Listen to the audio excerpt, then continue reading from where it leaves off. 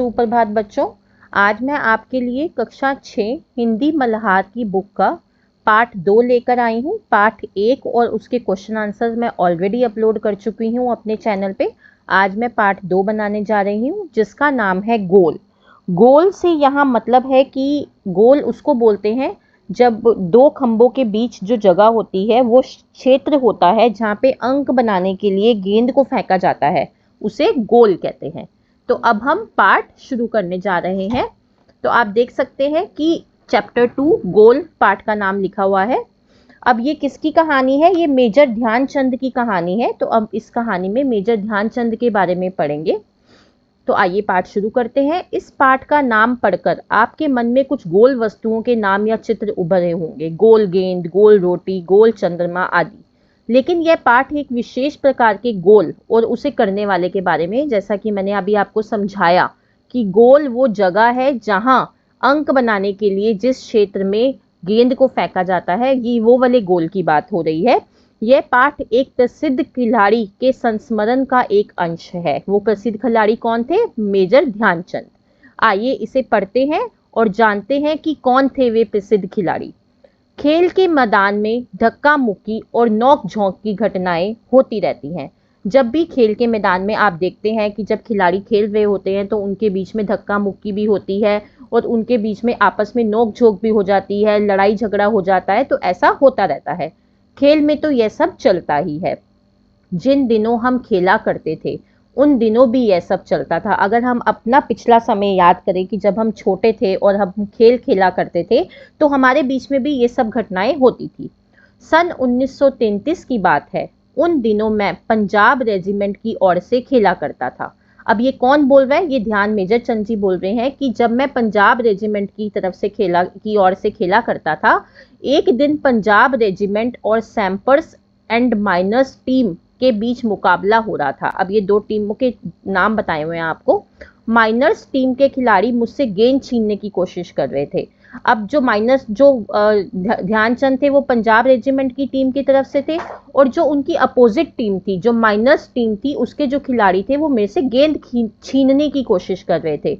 लेकिन उनकी हर कोशिश बेकार हो जाती, पर वो नहीं छीन पा रहे थे। वो जितनी बार भी कोशिश करते वो नाकाम हो रहे थे बार बार। इतने में एक खिलाड़ी ने गुस्से में आकर हॉकी स्टिक मेरे सिर पर दे मारी। किसके सिर पे दे मारी? ध्यानचंद ने। तो वो कह रहे हैं कि जब जो पंजाब रेजिमेंट की टीम से मैं खेल रहा था तो जो सैम्पर्स एंड माइनर्स टीम थी, जब उनके खिलाड़ी में से गेंद छीनने की कोशिश कर रहे थे लेकिन वो कोशिश नहीं कर पा रहे थे, तो एकदम से क्या हुआ कि एक खिलाड़ी ने गुस्से में आकर मेरे सिर पर हॉकी स्टिक दे मारी और मुझे मैदान से बाहर ले जाया गया। थोड़ी देर बाद मैं पट्टी बांधकर फिर मैदान में आ पहुंचा तो उनको हॉकी स्टिक लगी सिर पे, तो फिर वो पट्टी बांध के दोबारा आ गए मैदान में। आते ही मैंने उस खिलाड़ी की पीठ पर हाथ रखकर कहा, तुम चिंता मत करो, इसका बदला मैं जरूर लूंगा। अब ध्यानचंद जी कह रहे हैं कि मैंने उस खिलाड़ी को आकर उसकी पीठ पर हाथ रखा और मैंने बोला कि तुम चिंता मत करो, मैं तुमसे इसका बदला जरूर लूंगा। मेरा इतना कहते ही वह खिलाड़ी घबरा गया। अब वो खिलाड़ी घबरा गया कि पता नहीं ये कैसे मेरे से बदला लेगा। अब हर समय मुझे ही देखता रहता कि मैं कब उसके सिर पर हॉकी स्टिक मारने वाला हूँ। अब उसको लगा कि मैंने हॉकी स्टिक मारी है, कहीं ये भी आगे से मुझे हॉकी स्टिक ही ना मार दे, और उसको इस चीज का बहुत डर लगा रहता था। मैंने एक के बाद एक झटपट 6 गोल कर दिए। वो कहते हैं कि मैंने एक के बाद लगातार 6 गोल करे। खेल खत्म होने के बाद मैंने फिर उस खिलाड़ी की पीठ थपथपाई और कहा, दोस्त, खेल में इतना गुस्सा अच्छा नहीं। उन्होंने कहा कि मैंने उसकी दोबारा से पीठ थपथपाई और मैंने कहा कि जब हम खेल खेलते हैं तो इतना गुस्सा अच्छा नहीं होता। मैंने तो अपना बदला ले ही लिया है। अगर तुम मुझे हॉकी नहीं मारते तो शायद मैं तुम्हें 2 ही गोल से हराता। वो कह रहे हैं कि अगर तूने मुझे हॉकी ना मारी होती तो शायद मैं तुझे 2 ही गोल से हराता। वह खिलाड़ी सचमुच बड़ा शर्मिंदा हुआ।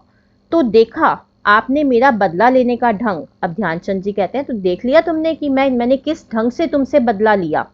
सच मानो बुरा काम करने वाला आदमी हर समय इस बात से डरता रहता है कि उसके साथ भी बुराई की जाएगी। जब भी हम किसी के साथ कुछ बुरा करते हैं तो हमें हमेशा ये डर रहता है कि पता नहीं सामने वाला हमारे से उस चीज का बदला कैसे लेगा, हमारे साथ पता नहीं कितना बुरा होगा। तो ये फीलिंग वो उनके अंदर भी, उस जो दूसरा खिलाड़ी था उसके अंदर भी आ रही थी। आज मैं जहाँ भी जाता हूँ बच्चे व बूढ़े मुझे घेर लेते हैं। तो वो कह रहे हैं कि आज मैं जिस भी जगह जाता हूँ वहाँ मुझे बच्चे और बूढ़े घेर लेते हैं और मुझसे मेरी सफलता का राज जानना चाहते हैं। मतलब मेरे से पूछते हैं कि तुमने सफलता कैसे पाई, इसके पीछे क्या राज है, क्या कथा है। मेरे पास सफलता का कोई गुरु मंत्र तो है नहीं, हर किसी से यही कहता है कि लगन, साधना और खेल भावना ही सफलता के सबसे बड़े मंत्र हैं। तो वो कह रहे हैं कि मेरे पास कोई ऐसा गुरु मंत्र तो है नहीं, जिससे मैं जादू की कोई छड़ी है नहीं, कोई गुरु मंत्र है नहीं जो मुझे सफलता मिल गई। मैंने तो अपनी मेहनत से, अपनी लगन से, अपनी खेल भावना से सफलता पाई है, जो मेरा सबसे बड़ा मंत्र है। मेरा जन्म सन 1904 में प्रयाग में एक साधारण परिवार में, साधारण परिवार होता है मिडिल क्लास फैमिली, तो एक मिडिल क्लास फैमिली में उनका जन्म हुआ था। बाद में हम झांसी आकर बस गए। तो पहले उनका प्रयाग में जन्म हुआ और फिर वो बाद में झांसी चले गए। 16 साल की उम्र में मैं फर्स्ट ब्राह्मण रेजिमेंट में एक साधारण सिपाही के रूप में भर्ती हो गया।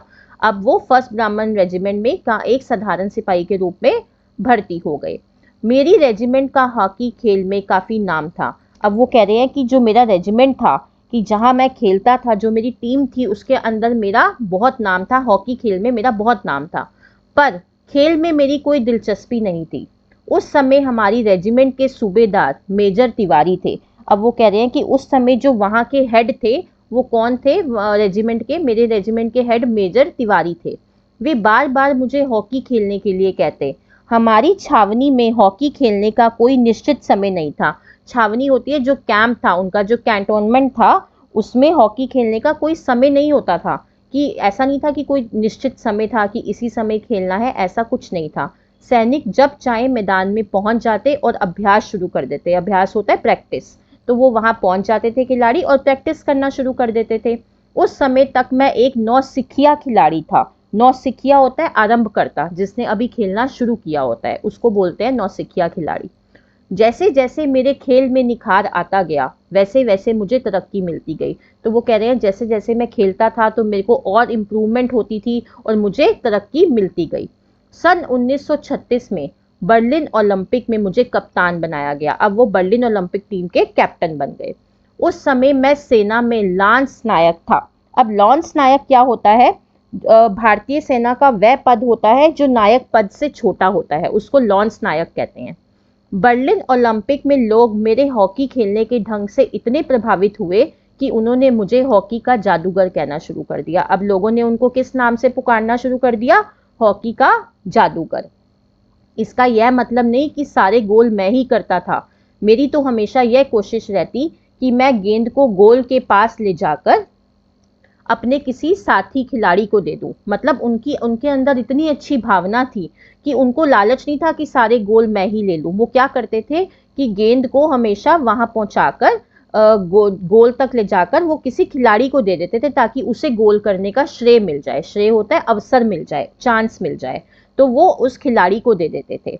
अपनी इसी खेल भावना के कारण मैंने दुनिया के खेल प्रेमियों का दिल जीत लिया। अब जितने भी वहाँ खिलाड़ी थे, उनकी इतनी इस भावना से, इतनी अच्छी भावना से, जो उनके अंदर ये भावना थी, उससे जो खेल के प्रेमी थे, जो खिलाड़ी थे, उन्होंने उनका दिल जीत लिया। बर्लिन ओलंपिक में हमें स्वर्ण पदक मिला। स्वर्ण पदक होता है गोल्ड मेडल। तो वो कहते हैं कि बर्लिन ओलंपिक में मुझे गोल्ड मेडल मिला। खेलते समय मैं हमेशा इस बात का ध्यान रखता था कि हार या जीत मेरी नहीं बल्कि पूरे देश की है। तो वो देश भावना से खेलते थे। वो कभी ये नहीं सोचते थे कि अगर मैं जीतूंगा तो मुझे मेरी जीत होगी या मुझे ही गोल्ड मेडल मिलेगा। वो हमेशा पूरे देश की ओर से सोचते थे। तो इस पाठ में हमने ये मेजर ध्यानचंद के बारे में पढ़ा। तो मैं आशा कर रही हूँ कि आपको ये पाठ समझ आ गया है। अभी मैंने इस वीडियो में आपको इसकी पूरी एक्सप्लेनेशन बताई है। अब अगले वीडियो में मैं आपको इसके क्वेश्चन आंसर्स, पूरे जो बैक एक्सरसाइज के हैं, सारे क्वेश्चन आंसर्स एक्सप्लेन करूंगी। ये एक लेखक से परिचय दिया हुआ है जो हम पढ़ लेते हैं। यदि कोई खिलाड़ी अपनी आत्मकथा का नाम गोल रखे तो इस नाम को पढ़कर इतना तो तुरंत समझ में आ जाता है कि उसे खेल से कितना प्यार रहा होगा। अभी जब हम पहले कहानी शुरू करने से पहले हमारे दिमाग में क्या आ रहा था कि गोल रोटी, गोल चंद्रमा, लेकिन अब हमें समझ आ गया कि यहाँ गोल का क्या मतलब है। जी हाँ, वे अमर खिलाड़ी हैं, हॉकी के जादूगर। कहे जाने वाले मेजर ध्यानचंद। अब हमें समझ आया कि मेजर ध्यानचंद के गोल की बात हो रही थी। इतने महान कि भारत उनके जन्मदिन को राष्ट्रीय खेल दिवस के रूप में मनाता है, जिससे लाखों भारतवासी उनके जीवन से प्रेरणा ले सके। मतलब हम उनसे इंस्पायर होते हैं, हमें इतनी प्रेरणा मिलती है उनसे, इसलिए हम उनके जन्मदिन को राष्ट्रीय खेल दिवस के रूप में मनाते हैं। इतने महान खिलाड़ी कि भारत का सर्वोच्च खेल पुरस्कार खेल रत्न उनके नाम पर दिया जाता है। तो ये उनके बारे में कुछ बताया गया है। अब यहाँ हमारा पाठ समाप्त हो जाता है। अगले वीडियो में मैं इसका अभ्यास कार्य लेकर आऊंगी। Kindly like, share, subscribe and comment my channel the education truth. धन्यवाद।